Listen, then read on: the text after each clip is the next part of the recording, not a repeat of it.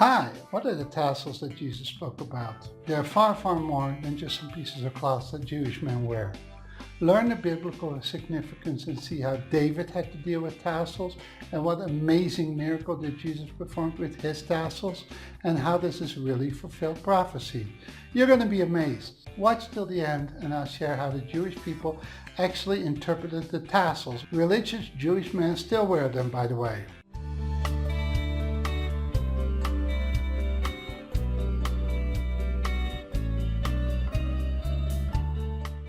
In Numbers 15 verse 37 through 40, God commanded the children of Israel to make tassels on the fringes of their garments. The purpose for these tassels was for them to remember to obey all of the commandments in the Torah. The Torah is also called the Pentateuch and stands for the first 5 books of Moses: Genesis, Exodus, Leviticus, Numbers, and Deuteronomy. It contains 613 commandments and of course a lot of introductory teachings. For instance, in the Torah you can find the creation, how God made marriage, the purpose and the roles in marriage. You can find out how the governments were formed. Many of the basics of society were there. In Deuteronomy 22 verse 12, it tells us that the tassels are to be put on the 4 corners of our garment. Let me go over a couple of important details, but stay with me. It's going to be very exciting. The tassels are called Tzitzit in Hebrew, also Tzitziot. Now the word corner, where the tassel hangs from, is actually a very interesting word. It's kanaf and can mean 2 things: corner or wing, like of a bird. The Greek word is kraspadon. Now this can shed some real insights into the scriptures. Do you remember when David was in hiding from King Saul and King Saul was pursuing him? There was a point where David easily could have killed King Saul while King Saul was resting.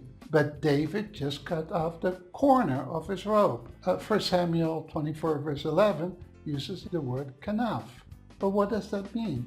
Well, wearing tassels means that you've put yourself under the authority of the Torah. By doing this, David was actually not just cutting off some piece of clothing to prove that he was stronger or he could have killed him. By all intents and purposes, David was telling Saul that Saul was not operating under the authority of the Torah. Then in Malachi 4 verse 2, it uses the word kanaf again, but the translators decided to translate it into wing. But the original readers were Hebrews, so they could easily have read this as the corners where the tassels are. It says that the healing is in his kanaf. It's talking about the Messiah. So now let's look at Luke 8 verse 45. It's written in Greek. It talks about a woman who for 12 years had an issue with bleeding. She went up to Jesus and touched the border, or in the Greek kraspadon, of his garment and was healed. Why would she do this?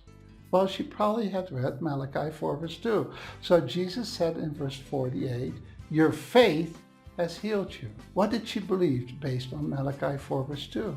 That Jesus was the Messiah. In Matthew 14 verse 36, a lot of people came to Jesus to be healed by touching the hem or corner kraspadon of his garment. Now at the end, I told you I would share some details how the tassels were made.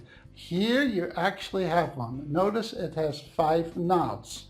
This represents the 5 books of the Torah. Then there are 4 spaces between the 5 knots. Each space represents 1 letter of the name of God, called JHWH, Javah. Now, what I'm going to tell you now is going to make more sense for the Hebrew culture, not so much for the English culture. But in Hebrew, every letter has a numerical value associated with it. So there are 8 threads between the knots. Now in the Shema, or Deuteronomy 6 verse 4, watch this video for that. It tells us that there is only one God. The word for one here is echad. If you add up the numbers associated with the letters, you come up with 13. Now, if you add up the letters for the Hebrew word of tassels, tzitziot, you would come up with 600. So you add 600 plus 13. You come up with 613.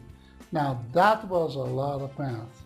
But what does the number 613 represent? There are 613 commandments in the Torah. Amazing, isn't it? I know that this is not Western thinking at all. And even though I was a math teacher, I personally don't tend to think like that. But you have to admit, it is amazing. So you come up to a conclusion yourself on this. And God bless you. Bye-bye.